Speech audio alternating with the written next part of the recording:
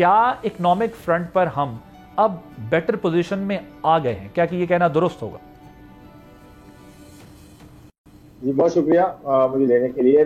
देखें, स्टेबिलिटी तो हमने अचीव कर ली है, जो काफ़ी टाइम से जो है हमें बड़ा इसका एक प्रॉब्लम था। खासकर लास्ट ईयर अगर आप देखें तो लास्ट ईयर जून तक के अगर आप अशारिये देखें तो काफ़ी ख़तरनाक हो गए थे। और उसमें सबसे बड़ा अशारिया जो होता है वो बेसिकली फॉरेक्स रिजर्व्स का होता है कि आपके पास कितने डॉलर्स हैं आपके किटी में, कि आप उसके बरक्स कितना जो है कर्जा वापस कर सकते हैं, यानी कि बैरूनी कर्जा। खास तौर पर हम तो अंदरूनी की भी बात नहीं करें, तो बैरूनी कर्जा कितना वापस कर सकते हैं, कि आपके पास डॉलर्स हैं किटी में और कितना आप इकोनॉमी को चला सकते हैं। तो वो मेरे ख्याल में हमारे पास कोई 20-22 दिन के रिजर्व रह गए थे, तो अब जो है इम्प्रूव होके 2-2.25 महीने पे पहुंच गए हैं, जो कि बहुत अच्छी डेवलपमेंट है।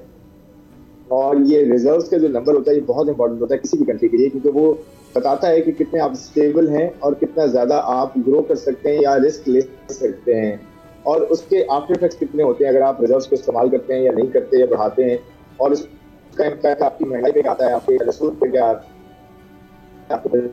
तो ये रिजर्व का नंबर होता है किसी कंट्री का। ये खुर्रम साहब मुझे बताइएगा, थोड़ा सा आई थिंक आपकी ऑडियो का भी थोड़ा सा इशू आ रहा है। मुझे जरा ये बताइएगा, ये जो फॉरेन रेमिटेंसेस में इंक्रीज आया, ये आपके ख्याल में किन स्टेप्स की वजह से आया होगा? ये किस तरह इंक्रीज आया?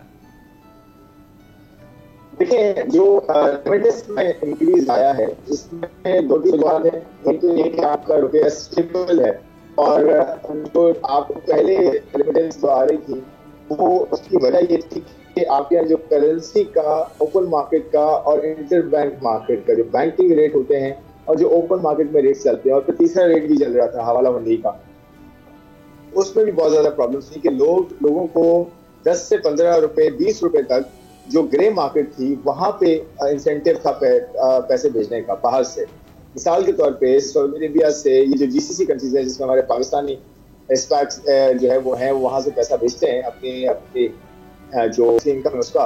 वो बेसिकली अगर उनको डॉलर यहाँ पे 280 का मिल रहा था, यानी कि 280 रुपए मिल रहे थे डॉलर के अगेंस्ट, तो वो जो ब्लैक मार्केट है उसके अंदर 300 का मिल रहा था, 320 का मिल रहा था।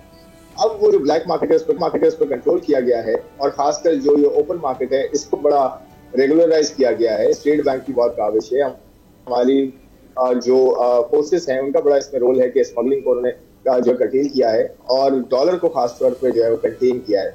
उसकी वजह से हुआ ये कि अब आपको जो इंसेंटिव था एक्स्ट्रा ग्रे मार्केट का, ब्लैक मार्केट का, वो नहीं मिल रहा।